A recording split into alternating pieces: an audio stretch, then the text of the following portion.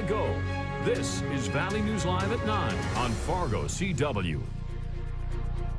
I tried to find out, locate these people involved and see if I could come up with something, but if nobody wants to talk and nobody wants to tell me anything, there's not a lot I can do.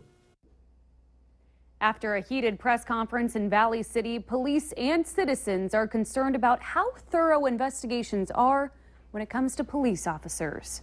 Good evening and thank you for joining us tonight. David Swinson, a Valley City police lieutenant, resigned in July in the face of a second internal investigation.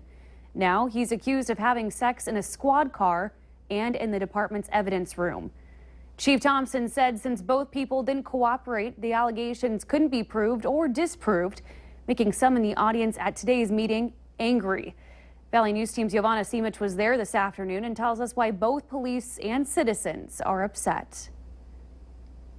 Because there was no credible evidence and no cooperation by either Swenson or Crapu, the complaint could not be proven. Police Chief Fred Thompson had one goal at today's conference: to inform the public about allegations against former Lieutenant David Swinson. But what started off as a press conference soon turned ugly. I don't like you, and I didn't want to talk to you. I made enough information that you could have prosecuted anybody with the information that I gave you, and you choose not to. Robert Drake, who previously made a complaint regarding Swenson's work hours, was upset at how little investigation police has done. The audacity that you have to stand up there and say you investigate with vigor and investigate with everything that you have to make sure that the people in Valley City are protected is bull. Thompson, who says he's thoroughly worked on the investigation, says there's been a lot of hearsay from the public. I have had numerous people tell me numerous things that they thought had occurred, but with each one of those allegations, which I looked into, I could not locate somebody who would come forth and say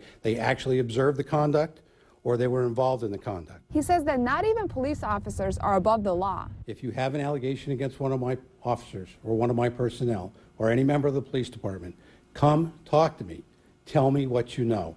Show me what you have. We will take the proper action. Something Drake disagrees with. In Valley City, Giovanna Simic, Valley News Live. Thompson added that he was worried someone tampered with evidence in the process. However, an inspection was done and police didn't find any issues. Robert, stepping outside this evening, it's awfully chilly, something that we're not really used to, but fall is approaching. What can we expect tonight? Just a few days ago on Sunday, we were well into the 70s. Today.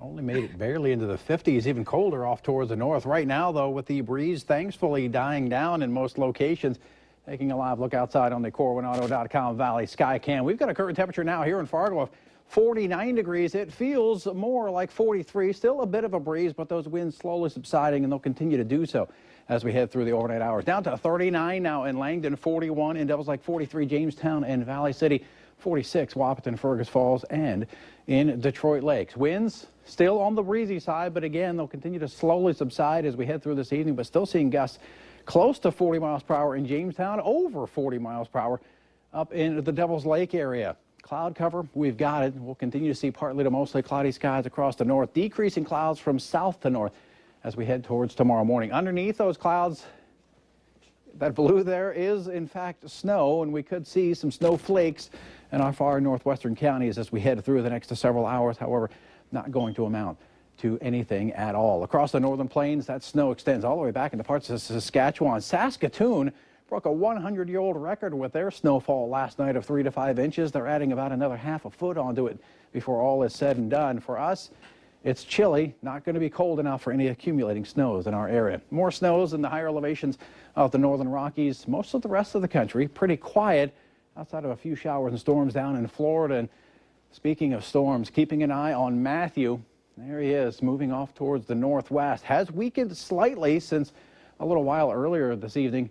Peak winds of 115 miles per hour, moving off towards the northwest at 12, and will continue to make its way very close to the Florida coast late Thursday and on into Friday, and then points north after that. As we head through the overnight hours tonight, that chance for a few sprinkles and or flurries across the far north. The rest of us, again, decreasing clouds from south to north. We'll start off tomorrow with mostly sunny skies. The system will pass by to our south, increasing clouds from south to north, and our far southeastern counties could see a few isolated showers. Highs tomorrow in the 40s north, 50s off towards the south.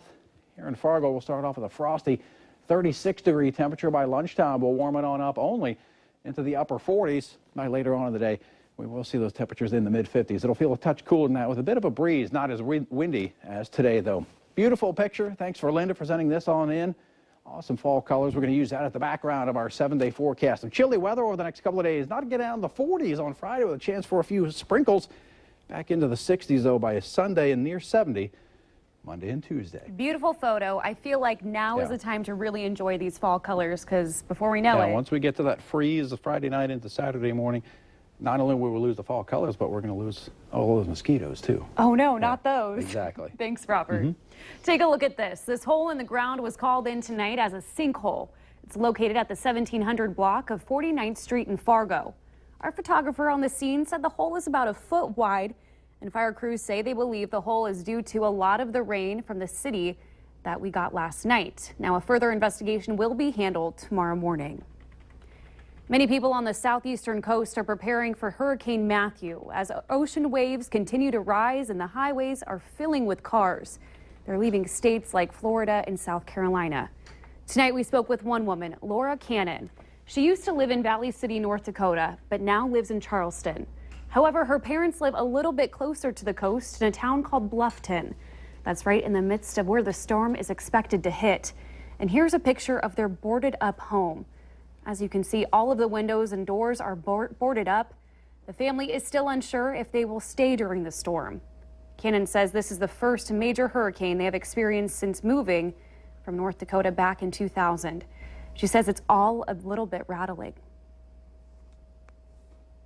But it is eerie. It's a very eerie feeling to be on the cusp of whatever is going to happen. Coming up on Valley News Live 10 at 10, hear more from Cannon and what her family is doing to stay safe. The Standing Rock Sioux tribe was back in federal court today fighting to stop construction of a $3.8 million Dakota Access Pipeline. Here's what happened in court today. Attorneys representing the tribe say the only thing needed to protect are sacred sites and tribal burials around Lake Oahe. Attorneys representing the Army Corps of Engineers argue that only 3% of the pipeline is within their jurisdiction, and they properly fulfilled all their duties when issuing permits to the company. Well, the court indicated that the Corps of Engineers had done the necessary and appropriate work. The pipeline will go in the same corridor as an existing transmission line and gas line that's already there. Right now, it's unclear when the appeals court will make their decision. Until that decision is reached, the pipeline company is not allowed to continue construction for 20 miles on either side of the Missouri River at Lake Oahe. Do you still have a Yahoo account? Well, if you do, technology experts say you should delete it right away, even if you're not using it. Recently, Yahoo was hit by a major attack, 500 million email accounts.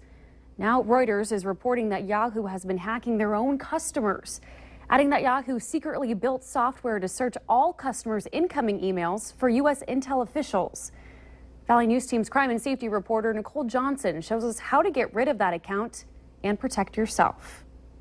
I've been wondering why I've been getting really random emails. NDSU student Amanda Pauls thinks her Yahoo account has been hacked. Russian beauty and stuff, and I'm just like, no, nope, not here, and been pretty frustrating. She's thinking about switching to keep her personal information private. Been a little uncomfortable, actually. I've been finding myself having to trash a lot of my emails now. While you may not be using Yahoo as a primary account, a lot of people still have an old one activated, like me. To show you how to get rid of your account, I'm deleting mine. New password. First, log in. If you forgot your password, get a new one. Then click on Help in the right-hand corner. Go to the account termination link. You will need to re-enter all your login details, but before you hit confirm, make sure you close out of all the devices using your email and double check that you have unsubscribed to any paid services. One more thing. Everything you need off that email, make sure you save. Yahoo will delete it after 90 days. Once that's all taken care of, enter your password and your account is gone. It's a very big inconvenience for me, I guess you could say. It can be for a lot of people who are having that issue. And for some added safety, if you're using the same password for Yahoo as your social media or another email account, go ahead and change those too. In Fargo, Nicole Johnson, Valley News Live. We reached out to Yahoo but haven't heard back. In a statement to Reuters, Yahoo says it's a law-abiding company and complies with U.S. laws, and they can decline to comment any further. You may have noticed we've been reporting a spike on the number of domestic violence cases lately. Experts say it's the normal rise and fall of these types of cases. Now, as a part of National Domestic Violence Awareness Month, the Clothesline Project at UND's Memorial Union brings attention to victim stories, some who have lived through it and some who did not. Experts say domestic violence continues to be a major problem across all levels of our society. Well, it's extremely prevalent, for one thing. Up to 1 in 4 women and 1 in 7 men will experience some form of violence in a relationship in their lifetime. Tomorrow night, a Take Back the Night rally against domestic violence will be held at 7 o'clock at UND's Memorial Union. It will include a march down University Avenue. We also have a link to more information for help regarding domestic violence right here in the Valley. Just go to valleynewslive.com and click on this story. Still ahead tonight, the Mall of America has announced it will be closed on Thanksgiving. What does this mean for shoppers? We'll tell you next.